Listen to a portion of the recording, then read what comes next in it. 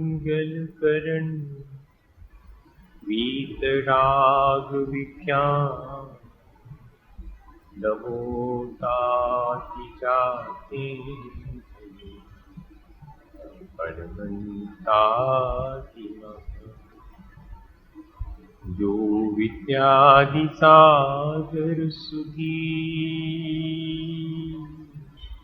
जो विद्यादि सागर सुधी गुरु के हितैषी शुद्धात्म में निरत नित्य हितोपदेशी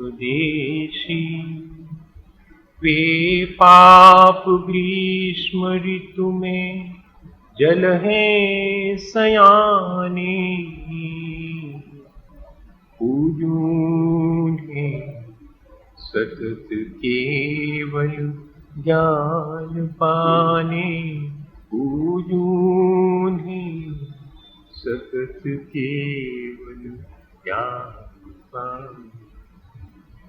बोलिए भगवान महावीर स्वामी की, आचार्य कुंद कुंद स्वामी की, आचार्य गुरु और विद्यासागर मुनि महाराज की।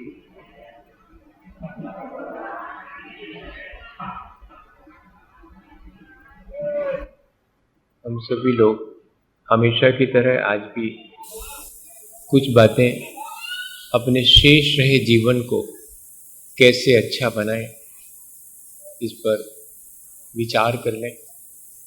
हमारे जीवन में दुख हैं, लेकिन हम उन दुखों को सहर्ष स्वीकार नहीं कर पाते। उन दुखों का कोई ना कोई कारण है, लेकिन वो कारण हम बाहर कहीं खोजते हैं। सुख की भी अवस्था है, लेकिन हमारी अज्ञानता से हम भौतिक सुखों में ही सुख मान लेते हैं। और इतना ही नहीं, उसी आसक्ति और अज्ञान में अपने जीवन को व्यतीत कर लेते हैं। हमारी कमजोरी है। हम विचार करें कि इस कमजोरी को हम कैसे दूर करें। एक बार कुछ लोग नौका विहार के लिए नदी किनारे पहुंचे। युवक थे। युवक के भीतर अगर जोश है तो अपन मानते हैं कि बहुत अच्छा है, बहुत उत्साह है। लेकिन यदि उसके साथ होश ना हो तो उनका जोश भी उनके काम नहीं आता, न उनका कल्याण कर पाता है, न उनके माध्यम से किसी और का कल्याण हो पाता है। दोनों चीजें चाहिए। उन युवाओं के मन में नाव में बैठने का, घूमने का, आनंद लेने का तो मन था कि कैसे हम उस आनंद को ले सकते हैं। उन्होंने अपने ज्ञान से सोचा कि मल्लाह साथ में रहेगा तो उतना मजा नहीं आएगा, अपन तो खुद ही चप्पू चला करके नाव खेएंगे, मजा आएगा। तो उन्होंने नाविक को समझाया कि देखो, तुम हमसे पैसे ले लेना और हमें नाव दे दो, हम नाव में घूम करके तुम्हें वापस दे देंगे नाव। तो नाविक ने कहा कि भाई ठीक है, अगर तुम लोग ऐसा कह रहे हो, पर हम ये कह देते हैं कि जरा संभल करके अपनी नाव खेना। अरे बोले, इसमें क्या बात है, हम तो बहुत समझदार हैं। ये जो एक झगड़ा अपन लोगों के साथ लगा हुआ है अनादिकाल से कि मैं तो सब चीजें जानता हूं, जरूरी नहीं है भैया कि हम संसार में जितनी चीजें हैं वो सब जानते हो। लेकिन क्या करें, हमारा अहंकार, हमारी कषाएं, हमारा अज्ञान हमें प्रेरित करता है इस प्रकार का विचार करने के लिए। उन्होंने भी प्रेरित होकर के नाविक को जैसे तैसे समझा बुझा करके उससे नाव ले ली, चले साहब।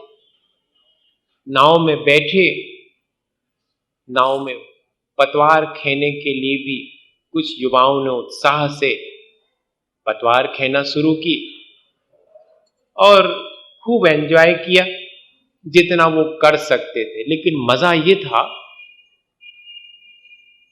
कि एंजॉय किस तरह से करना, वर्तमान में इसकी भी बड़ी अज्ञानता है। सो उन्होंने खाने पीने की सामग्री रख रखी थी, खूब खाई और पी। आप समझ गए कि क्या खाया होगा और क्या पिया होगा। दो ही चीजें हैं भैया, खाने की और पीने की। पहले तो ऐसा ही कहा जाता था कि पी रहे हैं, कोई पानी पीने को पीना नहीं कहता था। अब एक तो वैसे ही मोह का नशा और दूसरे और ऊपर से नशा कर लिया तो बेभान हो गए। एक तो अज्ञान और दूसरा अगर कोई ज्ञान की बातें बताए तो उसे स्वीकार नहीं है, तो और अधिक अज्ञान की तरफ बढ़ने का ही अवसर आएगा। या फिर ज्ञान की कुछ बातें सीख करके अपने आप को ज्ञानी मानने का भ्रम, यही है अपने दुख का कारण कि हम अज्ञानी तो हैं, लेकिन ज्ञान की कुछ बातें दोहरा करके हम अपने आप को ज्ञानी समझने लगते हैं। और या फिर कोई अगर ज्ञान की बात करता है तो अपन को रुचिकर ही नहीं लगती अपने अज्ञान की वजह से। ये दोनों ही चीजें अपने संसार का कारण बन जाती हैं और अपन समझ नहीं पाते हैं कि इतना सब कुछ तो कर रहे हैं, लेकिन मेरे जीवन में सुख और शांति क्यों नहीं मिल रही? नहीं मिली क्योंकि प्रॉपर डायरेक्शन में अपन ने कोई प्रयास नहीं किया, डायरेक्शन ही चूज नहीं की। सुबह जब थोड़ी सी रोशनी हुई, सारी रात चप्पू चलाते रहे, नाव खेते रहे और सोचते रहे कि नाव के नदी में विहार करके मैंने बहुत आनंद ले लिया। जब थोड़ा सा उनका नशा उतरा, सुबह की रोशनी में उन्हें दिखाई पड़ा कि किनारा तो यहीं पर है, तो अपन नाव में ही बैठे किनारे पर ही, घूमे कहां? अरे ये तो गड़बड़ हो गई। एक ने जाकर के किनारे पर कहा कि अरे अपन लोग ने तो भ्रम में ही चप्पू चलाते रहे, पतवार चलाते रहे। क्या बात हुई? इतना सब कुछ सारी रात हमने चप्पू चलाई, फिर भी कहीं नहीं पहुंचे, वहीं के वहीं। तो नाविक खड़ा हुआ वहीं पर मुस्कुरा रहा था। हमारा क्या फर्क पड़ता, तुम ही ने कहा था इसलिए तुम अपनी जिस से गए ले आओ पैसा, है कि नहीं? हमें तो पैसे से मतलब। जब लोगों ने पूछा नाविक से कि भाई आखिर हुआ क्या इसमें, तुम्हारी कैसी नाव थी, हमने इतनी उसको चलाई लेकिन हम तो वहीं वहीं खड़े। भैया गलती थोड़ी सी है कि नाव में जो किनारे पर रस्सी बंधी थी, जिससे नाव बंधी थी, वो तो तुमने खोली ही नहीं। अब बताओ तो कैसे नाव नदी में विहार करेगी? ऐसे ही खूब सारा अपने जीवन को अच्छा बनाने का उपाय कर लेते हैं, लेकिन अपन संसार के भौतिक सुखों में अपने मन को बांधे रखते हैं। वो भी मिलता रहे और हमें आत्मा का सुख भी मिल जाए। जैसे चींटी महारानी अपनी सहेलियों से मिली, सो दूसरे ने बताई कि हम तो बहुत खुशी में हैं और शक्कर खा रहे, बहुत मीठा है। अच्छा, निमंत्रण दिया कि तुम भी पधारो। तो दूसरी वाली चींटी महारानी ने सोचा कि अरे का पता होते मिलो खावे के नहीं, बे नमक के बोरा में रहती। सो उनने थोड़ा सा नमक अपने मुंह में रख लिया और फिर गई मेहमानी के लिए। सो वहां पर क्या स्वाद आया, शक्कर का आया कि नमक का? हम इसी तरह से विषय कषायों के सुख को भोगते हुए, उनमें ही रुचि रखते हुए, उनमें ही सच्चा सुख मानते हुए, और फिर अगर अपने जीवन को वास्तविक सुख के लिए लगावें, प्रयास करें तो क्या मिलेगा? हम ऐसे बहुत सारे भ्रम, ऐसी अज्ञानता जिसके माध्यम से अपने जीवन को हम अच्छा बना ही नहीं सकते, अपने भीतर भरे हैं, रखे रहते हैं और इससे उससे सबसे उपाय पूछते रहते हैं कि हम अपने जीवन को कैसे अच्छा बनाएं। भैया, आपसे भी कोई अगर पूछे अपने जीवन को अच्छा बनाने का तो आप ही बता देंगे, लेकिन अपने जीवन को अपना अच्छा बनाने के लिए दूसरे से पूछें। अपनो मकान बनवाने हो तो इंजीनियर से पूछें, वो दूसरे को बन रहा हो तो खुद ही इंजीनियर बन के वो बताऊं लग ऐसो नहीं ऐसो बनवाओ। अब देखो ये कितनी बड़ी अपनी अज्ञानता है। इसी वजह से अपन अपने जीवन को अच्छा नहीं बना पाते। अपने जीवन में दुख है, हम ये स्वीकार नहीं कर पाते और दुख के कारण भी मेरे भीतर हैं ये तो और ही नहीं स्वीकार कर पाते। दुख के कारण कहीं बाहर हैं, हम इस भ्रम में जीते रहते हैं। न सुख कहीं बाहर है, न दुख कहीं बाहर है, ये तो कर्माश्रित है। जब कर्म का उदय आता है तब सुख और दुख मुझे प्राप्त होते हैं, मैं उनको फील करता हूं कि अभी सुख का समय चल रहा है, अभी दुख का समय चल रहा है। लेकिन उस सुख दुख के एहसास के साथ अपन फलाने ने हमें सुख पहुंचाया ऐसा भाव रख लेते हैं और अपना हितैषी मान लेते हैं, और इस व्यक्ति ने तो मुझे दुख पहुंचाया, ये तो मेरा शत्रु है, और ऐसे करके शत्रु और मित्रता के सैकड़ों संबंध बना लेते हैं। बताइए करते हैं ऐसे ही कि नहीं करते? और निरंतर इस अज्ञानता की वजह से और दुख पाते रहते हैं। हमें दुख भी सुख जैसा लगने लगता है। मजा तो ये है, अगर दुख वास्तव में दुख लगता होता तो छोड़ नहीं दिया होता अपन ने, दुख का कारण छोड़ दिया होता जिससे कि मुझे दुख मिल रहा है। हाथ में अगर गर्म चीज आ जावे तो विचार करने के लिए गोष्ठी बिठालते हैं कि जरा विचार करना है कि जी हाथ में जो चीज है वह कहां फेंके, फेंके कि नहीं फेंके। 4 लोगों से पूछ लेवे कि संसार छोड़े कि न छोड़े। भैया, अगर हाथ में गर्म चीज आई है तो किसी से पूछने की आवश्यकता नहीं पड़ती और हाथ छूट जाता है, चीज वहीं के वहीं गिर जाती। क्यों? हमें खुद एहसास हो गया। किसी के घर में आग लगे और फिर भी वो घर का त्याग ना करे तो क्या समझेंगे कि भैया उसे एहसास नहीं है अभी अपने घर की आग का, अपने जीवन की पीड़ा का। अपन को स्वयं एहसास होगा तो उस पीड़ा से बचने के लिए अपन प्रयास करेंगे।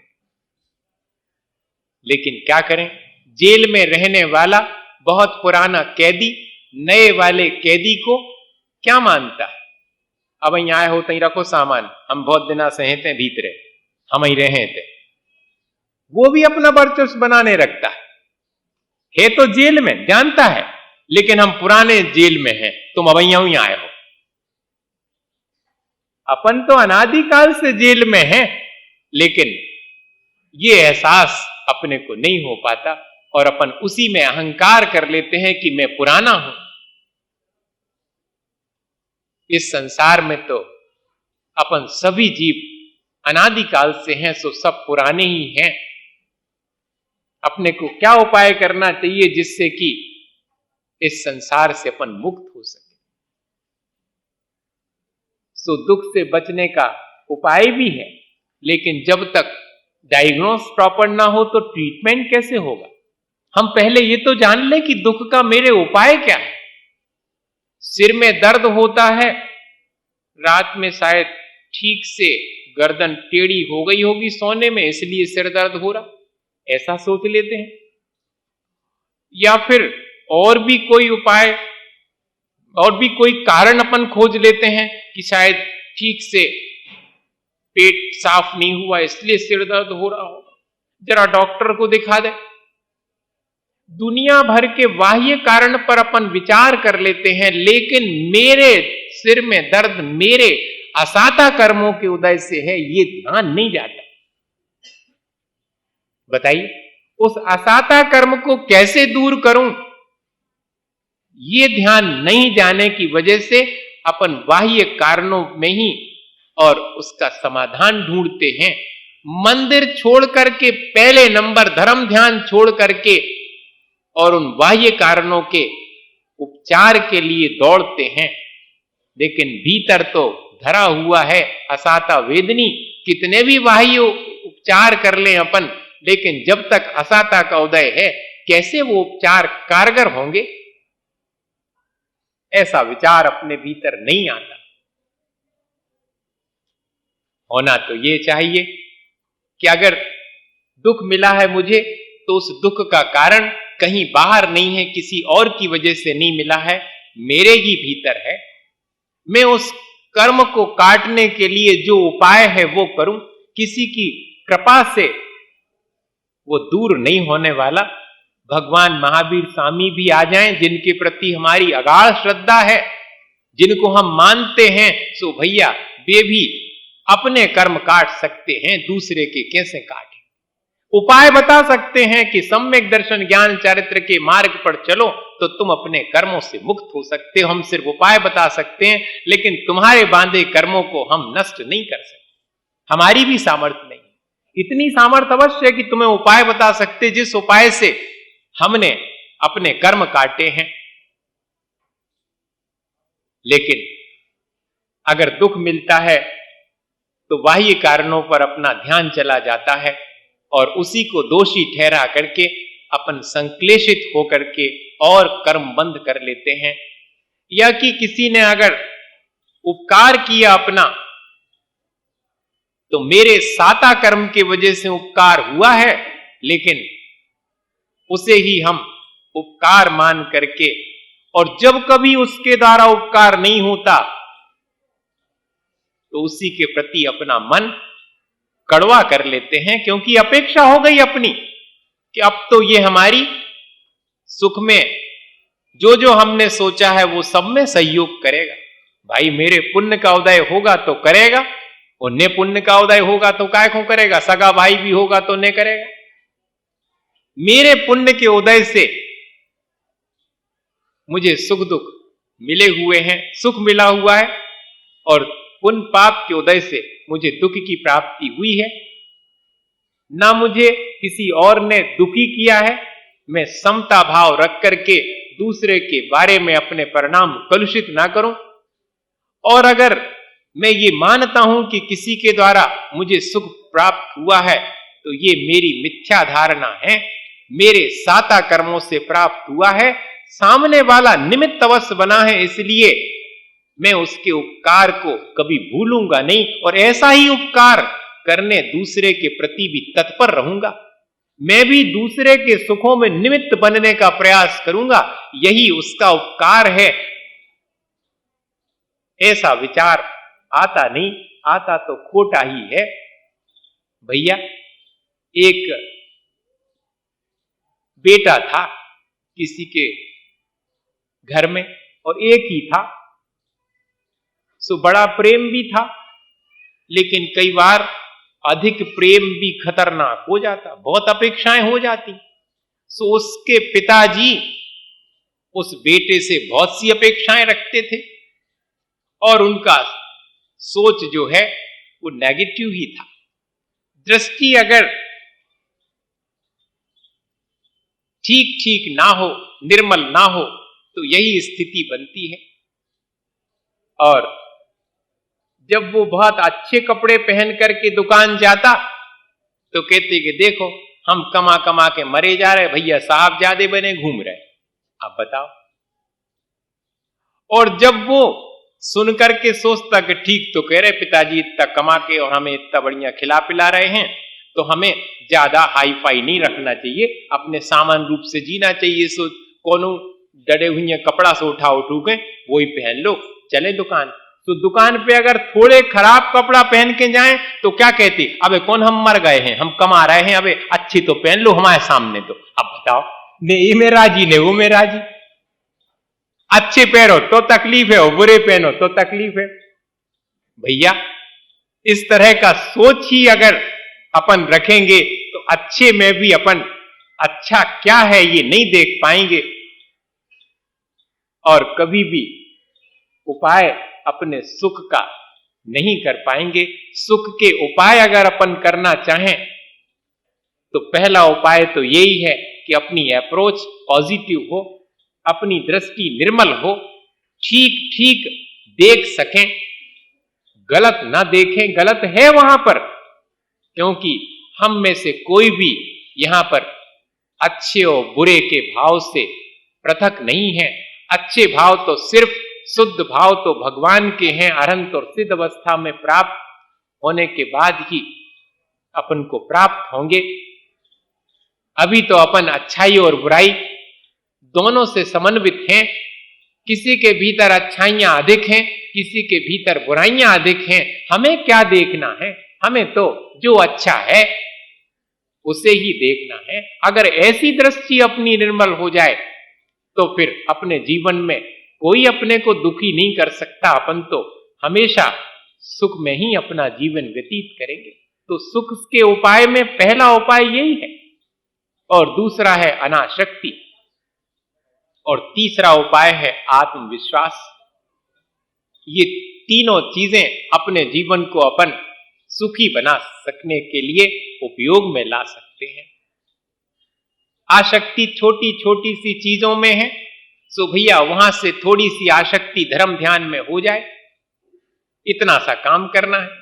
थोड़ा सा समय मेरे आत्म कल्याण में भी मेरी आसक्ति हो, मेरा मन लगे, मेरी रुचि बने, ऐसा अपन निकाल लें।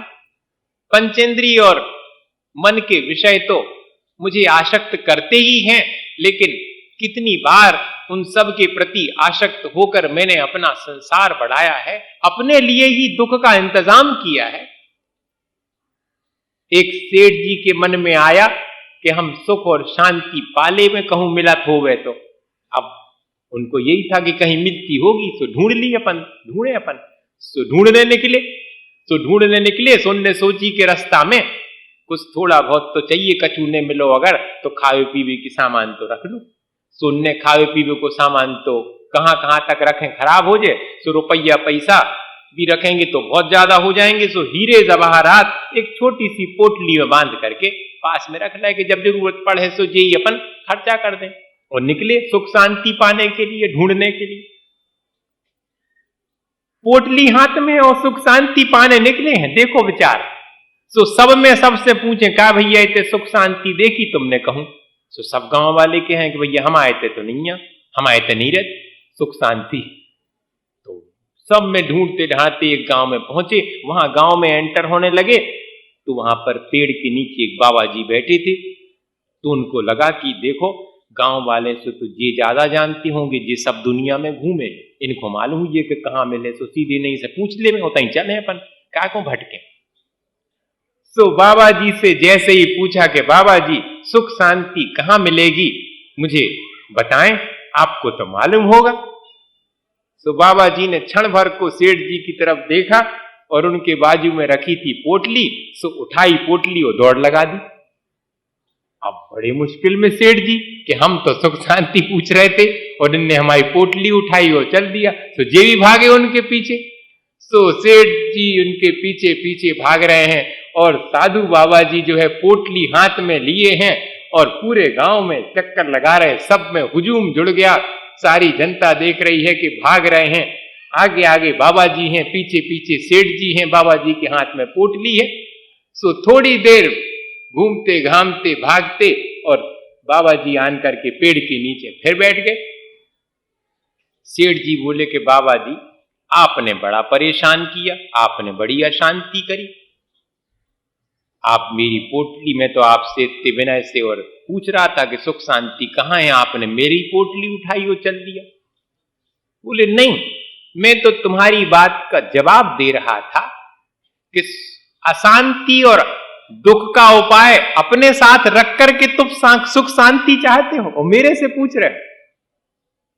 तुम अपने हाथ में बताओ, ये पोटली रख करके ही दुख पा रहे हो, अशांति पा रहे हो, मेरे पीछे पीछे भागते रहे अशांत होकर, संक्लेशित होकर। काहे के पीछे? मेरे पीछे नहीं, इस पोटली के पीछे। अगर धर्म के पीछे सारे भौतिक सुखों को छोड़ करके तुम भागते तो वास्तव में तुम्हें सुख और शांति मिल जाती। अभी तो तुम धर्म भी करते हो तो सांसारिक सुख शांति पाने के लिए करते हो, लेकिन वास्तव में वो सुख शांति नहीं है, वो तो कर्माधीन है। अपने को ऐसा विचार करके भौतिक सुखों में सच्चा सुख है ऐसा ना मान करके उनका सिर्फ उपयोग करना चाहिए भैया। अनासक्त भाव से भी उपयोग किया जा सकता है, आसक्त होकर के भी उपयोग किया जा सकता है। सो अपन ने अनादिकाल से अभी तक उपयोग आसक्त होकर के किया है। थोड़ा सा अभ्यास अपन अनासक्त होकर के चीजों का जो अपने काम में आती हैं, आवश्यक हैं, उतनी ही चीजों का उपयोग करके देखें। और तीसरी चीज, अपने भीतर आत्मविश्वास पैदा करें, क्योंकि आत्मविश्वास से ही अपन अपने दुखों को दूर कर सकते हैं और सुख को प्राप्त कर सकते हैं। दुख को दूर करने का उपाय या सुख को प्राप्त करने का उपाय आत्मविश्वास ही है। आत्मविश्वास कैसे आता है? सच्चे देवगुरु शास्त्र के प्रति अत्यंत प्रगाढ़ श्रद्धा है जिसकी, जो भयभीत नहीं होता कि कोई है मेरे साथ, मेरा कुछ बिगाड़ नहीं होगा। ऐसा जिसके भीतर एहसास है। श्रद्धा करती क्या है? समर्पण करता क्या है? यही एहसास तो कराता है कि मैं अकेला नहीं हूं। यहां हर व्यक्ति अपने आप को अकेला मानकर दीनहीन मान लेता है।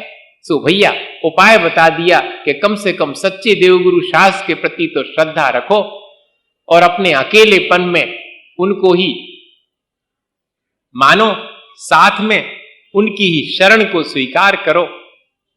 तो यही सुख का उपाय है और इसी से तुम्हारा आत्मविश्वास बढ़ेगा। सच्चे देवगुरु शास्त्र तुम्हारे लिए कुछ करेंगे ऐसा नहीं है, तुम्हारी उनके प्रति जो श्रद्धा है उससे तुम्हारा आत्मविश्वास बढ़ेगा। अपन क्या मानते हैं? महाराज पिछी लगा दो, पांव पिरा रहा हो।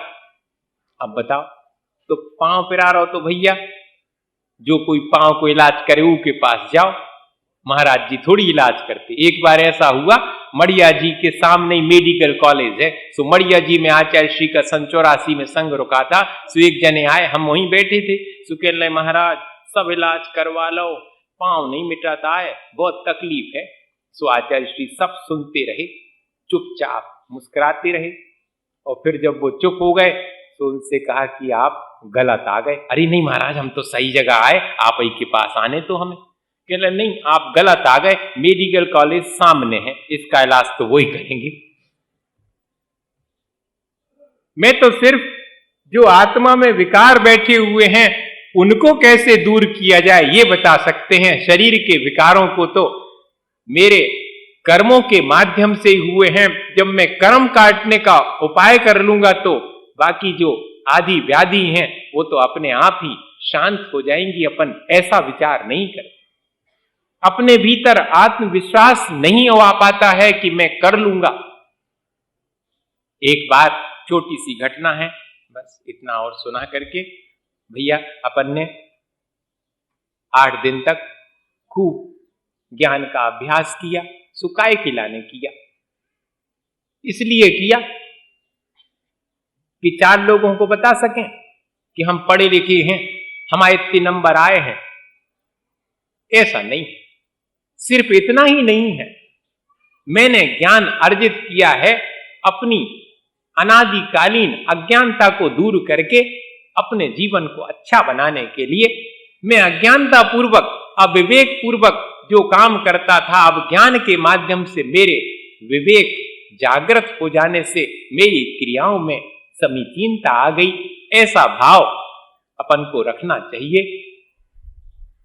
तभी अपना इतना अध्ययन। और बताओ, जो अपना सामायिक इत्यादि धर्म ध्यान कर रहे हैं, अपना स्वयं का कल्याण कर रहे हैं, वे आपके लिए कल्याण के लिए 4 बातें बता रहे। आपका कितना सौभाग्य है। आपने ज्ञान उनसे हासिल किया है जो कि स्वयं अपने ज्ञान के माध्यम से इस संसार से विरक्त होकर के अपने आत्म कल्याण में लगे। अपन को ये सोच करके कि बहुत जिम्मेदारी से हमें इस ज्ञान को प्राप्त करके अपने जीवन को अच्छा बनाना है, लापरवाही में इस पाए हुए ज्ञान को गंवाना नहीं है, नहीं तो फिर तो जैसा जीवन है वैसा ही व्यतीत हो जाए। तो सेना बहुत कम थी, सो सबरी लड़ाई में मर जाएगी ऐसा सोच करके अपन हार जाएंगे। सो सेनापति ने कहा कि हम तो नहीं लड़ेंगे। सो सेनापति ने इस्तीफा दे दिया। और मुश्किल हो गई राजा साहब को कि अब सेनापति ही मना कर रहा है तो सेना कैसे लड़ेंगी, सामना कैसे करेंगी। सामने वाले ने आक्रमण कर दिया है। अब बड़ा चिंतित, उसे याद आया कि मेरा एक मित्र बचपन में हुआ करता था, जरा पता तो करूं, वो अच्छी सलाह है वो ही दे सकता है। भैया मित्रता वही है जो हमें आड़े समय में, विपत्ति के समय में अच्छी सलाह देकर के हमारा साथ दे सके। भौतिक सुखों में साथ देने वाले तो बहुत से मित्र मिलेंगे, लेकिन अपने आत्म कल्याण के लिए मित्र मिलना बहुत पुण्य का उदय है। तब मिलते हैं कल्याण मित्र। तत्वार्थ राजवार्तिक में अकलंक स्वामी ने लिखा कि साता वेदनी कर्म का बंध भी होता और साता वेदनी कर्म के उदय से ही किसी कल्याण मित्र की प्राप्ति होती जो निरंतर हमें आत्मा के कल्याण के लिए प्रेरित करता रहता है। सो उन्होंने को अपने मित्र की विपत्ति में याद आई, खोजबीन हुई तो पता लगा कि उनका मित्र तो जंगल में और फकीर का वेश बनाकर, बाबा का वेश बनाकर अपना जीवन यापन करता है। अब उसको बुलाया भी नहीं जा सकता, तो राजा साहब ने सोचा कि अपने ही चलते हैं। सो पहुंचा मित्र के पास में, वो तो बाबा हो गया था और झोपड़ी बना करके रहता था। सो उसके पास जाकर के कहा कि पहचाना, मैं बचपन में तुम्हारा मित्र राजा हो गया हूं। तो बाबा ने कहा हाँ भाई, मैं मित्र की तरह तो तुम्हें पहचान गया हूं, बोलो मेरी क्या जरूरत है, मैं तुम्हारे क्या काम आ सकता हूं। सो राजा ने कहा कि भाई मेरे ऊपर बड़ी विपत्ति है, पड़ोसी राजा ने आक्रमण कर दिया है, सेनापति ने लड़ने से इनकार कर दिया है, इस्तीफा दे दिया है। अब ऐसी स्थिति में तो मैं क्या करूं, कुछ समझ में नहीं आता। तो मित्र थोड़ा विनोद करने वाले स्वभाव का तो था ही, तो फौरन उसने कहा कि मैं तुम्हारा सेनापति बन जाता हूं अगर बनाओ तो। राजा को बड़ा अजीब लगा कि देखो तो बाबा जी हैं, लेकिन अभी भी बचपन के जैसे हंसी मजाक करते थे वैसा ही कर रहे हैं। तो राजा जी ने कहा कि भाई मैं तो विपत्ति में हूं, मेरे साथ ऐसा मजाक मत करो। तो उस बाबा ने जो कि मित्र था कहा कि इसको तुम मजाक मत मानो, अगर मुझे सेनापति बनाओ तो मैं लड़ सकता हूं, तुम्हारा इतना ही उपकार कर सकता हूं। राजा ने सोचा कि जब जिम्मेदारी से कह रहा है तो ठीक है, इसी को बना लेते हैं, सेनापति तो चाहिए, तो ठीक है हम तुम्हें सेनापति बना देते हैं। आया वो और सारी सेना इकट्ठी करके और चबूतरे पर खड़े होकर के कहा कि मैं नया सेनापति हूं और मैं तो लड़ने के लिए जा रहा हूं। मेरे राज्य पर, मेरे मित्र पर पड़ोसी देश ने हमला किया है, मैं उसका सामना करूंगा एक अकेले ही। तुम में से जो भी अगर तैयार हो वो मेरे साथ चले। अब सब सैनिक कहने लगे कि अरे इसमें क्या बात है, जब आप अकेले जा रहे तो हम भी चलेंगे साथ में। तो सब साथ हो गए। बीच में रास्ते में जंगल में एक खंडहर था, वो पहले कभी मंदिर हुआ करता, उसके सामने से निकलते समय बाबा जी ने कहा कि देखो अपन जा तो ले लड़ने के लिए, मगर हारेंगे कि जीतेंगे जी तो कुछ कह नहीं सकते, अपन भगवान से पूछ लो कि हार है कि जीत है। अब जब अंदर भगवान के पास पहुंचे तो वहां पर भगवान तो मूर्ति रखी हुई है, वो तो कुछ बोलती नहीं है। तो सैनिकों ने फिर सेनापति की तरफ देखा कि आप तो कह रहे थे कि भगवान बता देंगे, कहले नहीं ऐसे नहीं बोलेंगे। अपन एक सिक्का उसने हाथ अपने पॉकेट में से निकाला और कहा कि भगवान के सामने अपन सिक्का उछाल लेते हैं, अगर हेड आया तो जीत निश्चित है और टेल आया तो अपन हार जाएंगे। तो हार जाएंगे, अगर भगवान ही जब कह रहे कि हार जाओगे तो अपन लौट चलेंगे, काहे को लड़ेंगे बेकार, नाहक में प्राण गमाएंगे अपने। और अगर जीत जाएंगे तो चले, भगवान साक्षी रहेंगे। सो सिक्का जैसे ही उछाला, गिरना क्या था उसमें तो हेड गिरा, और सेनापति ने सारी सेनाओं से कहा कि देखो भगवान भी कह रहे हैं, अब तो अपन को अपने ऊपर विश्वास हो ही जाना चाहिए कि जीतेंगे अपन।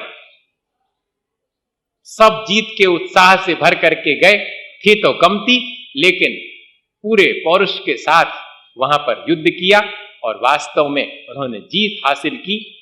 और वापस जब सेनापति के साथ लौटे उस बाबा के साथ, तो फिर उसी मंदिर के सामने से निकलना हुआ। तो सेनापति बने हुए बाबा ने कहा कि भैया देखो, भगवान ने जीतने का अपन को भरोसा दिया था, सो जीत भी गए अपन उनको धन्यवाद तो दे चले। तो सब प्रसन्न हुए, कह ले हाँ बिल्कुल सही है। सो सारी सेनाएं हाथ जोड़े हुए खड़ी हैं कि भगवान आपकी कृपा से हम जीत गए। सेनापति ने कहा किसी की कृपा से नहीं जीते हैं, वास्तविकता जानना चाहते हो? निकाला उसने सिक्का, और दोनों तरफ जब सैनिकों को बताया तो दोनों तरफ हेड ही था। कैसे ही भी गिरे